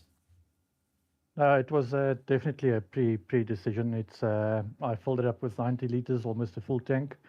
And what I didn't take into account for is that whether you take tires or not, it's a 25-second stop. So I just opted not to take tires and just wait those 25 seconds and see where I came out. Well, definitely put you in for the run. But now you will have that success penalty of 15 seconds heading into Imola. Any ideas of how to get rid of the 15 seconds and also keep ahead of the pack now that you've shown the hand of, well, you can go that little bit longer? Well, I don't know if I can get rid of it unless the admins want to do something about it. What's the next track? Imola. I don't even know. Imola. Oh, yeah. That's it's a 143 track, 142-ish. Yeah, it's not a bad track at all. Quite excited. I've got some pace there, so 15 seconds. I don't know if it's going to be possible with the competition we have on track. The grid is quite competitive, so I'll just give it my best, do some practice. It's going to be an interesting one and one to have a ton of fun. Herman, any final words from your side to all the competitors, to the drivers, the teams, and to everyone out in the virtual grandstands cheering on, going and being part of the show here at ERA, and also part of your guys' stream back in the pits? Yeah. Thank you for ERA. I don't think everyone just values how much time and effort goes in behind the scenes in putting this together and doing all the race reviews and the what do you call it, the admins and race stewards afterwards, reviewing all the material. What an awesome event. My teammate Bowmeister, I don't know where he ended up. I was watching the stream while I was racing, so I saw he had quite a few incidents, but we'll practice harder.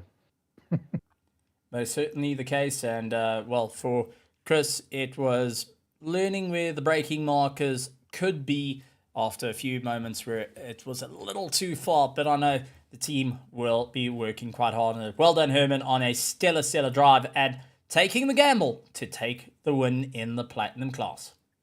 Thank you, Stephen. A solid drive from Herman to move up through the order.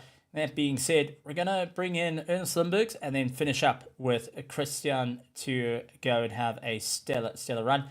And what a race it was out there. Let's bring in Ernest Limburgs, fastest lap of the race, fastest in class, and took the win. Welcome to victory lane once again. A stellar race on your part, managing to clear the rest of the field, but also taking a solid gamble with an earlier pit stop to try and charge your way through.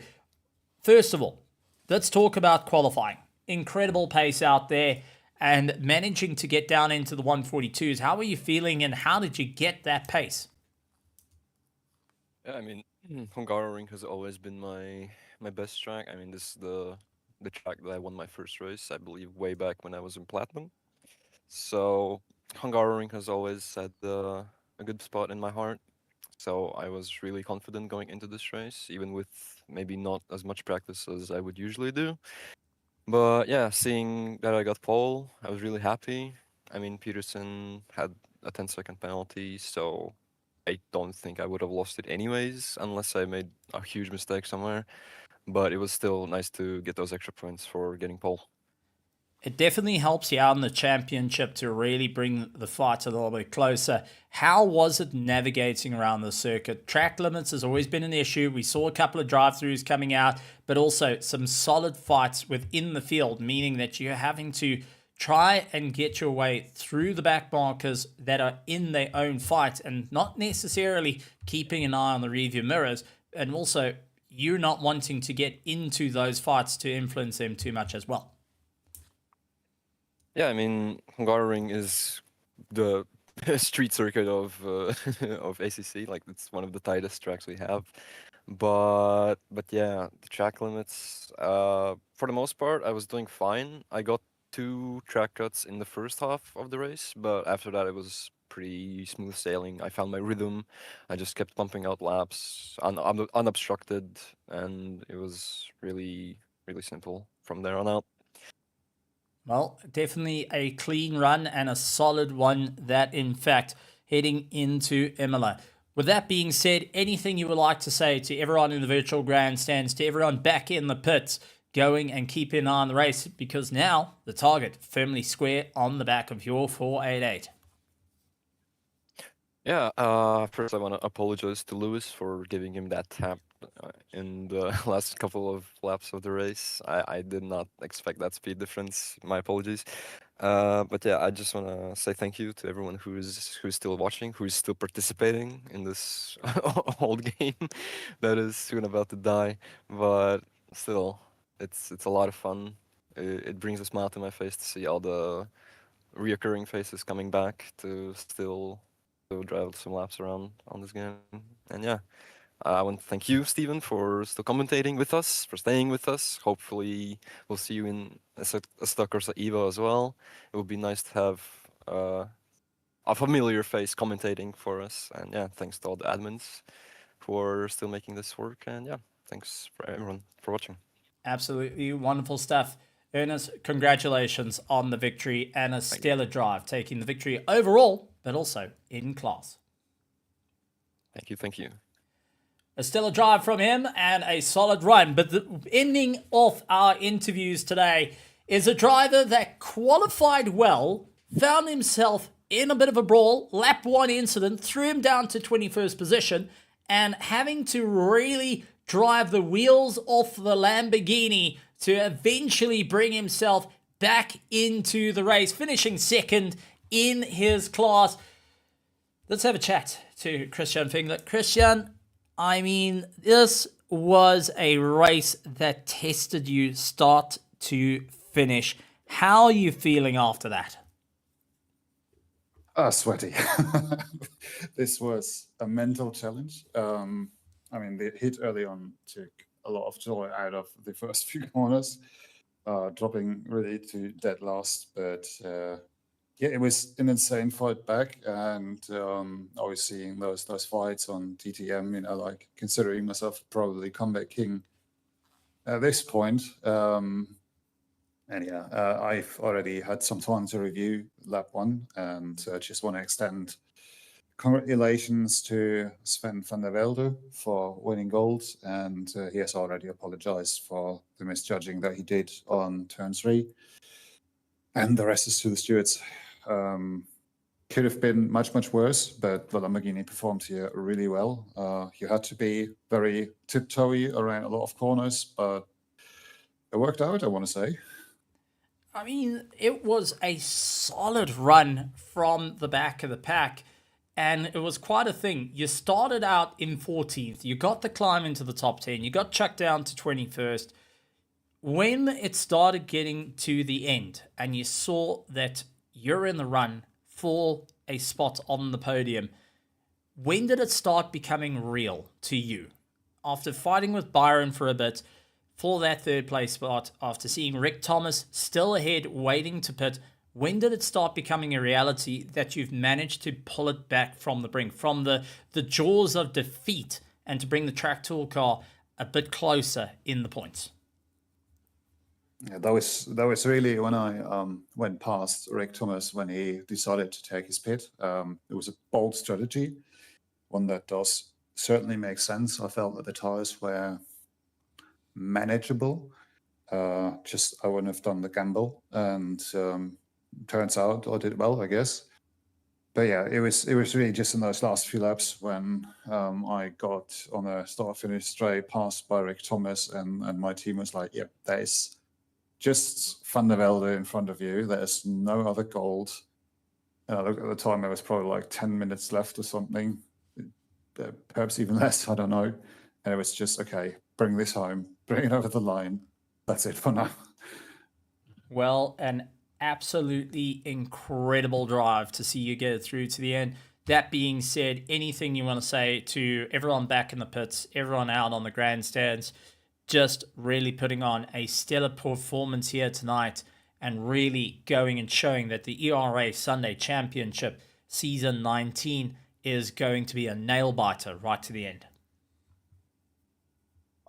Huge thank you, obviously, to the staff members, because a lot of them are not only time-wise but financially invested into Euro, and without them, this would not be possible. This sounds so shallow, but just recently I came to the conclusion that is more than 100% true. And yeah, towards the drivers, hats off for everyone on both servers who just, pulls through. Hungaroring, super technical. You get drive-throughs, spins, collisions. It's super hard to overtake. And if you make this to the end, no matter what, it's on the checklist. Points collected, move on. Imola is coming. It's going to be an exciting one. It's going to be a big one and a stellar drive. Christian, well done on that second place yet again. From 14th to 10th, down to 21st, up to 2nd. You managed to pull it back from the brink and putting that yellow Lamborghini square back towards the sharp end of the field. Stellar run. Thank you.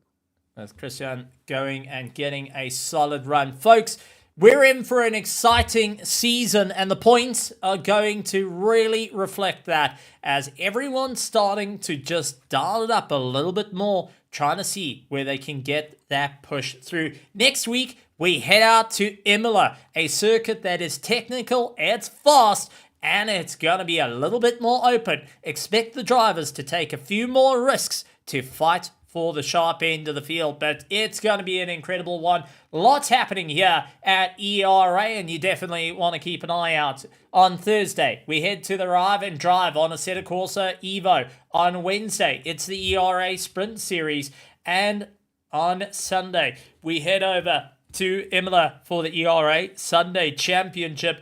And not to count out, you can head over to SimGrid and join up for the ERA and Raceface Enduro 6 hours around Bathurst. Something you don't want to miss. You want to get your mates involved and see if you can survive the mountain. That's happening on the 29th of August. Not to be missed. And it's gonna be an exciting one. Folks, it's been an incredible evening of incredible action, and we look forward to the rest of the season coming up.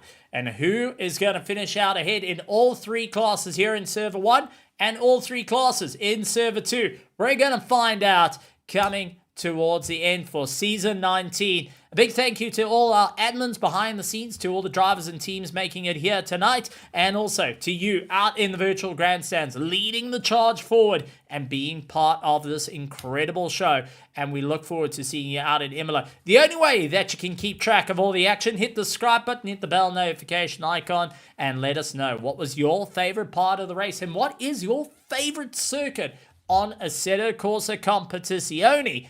We'd love to get that little bit of feedback, get an idea of what you enjoy. And folks, from here in the commentary booth, my name is Stephen Koenig, and like always, a good morning, good afternoon, good evening, and good night, everybody.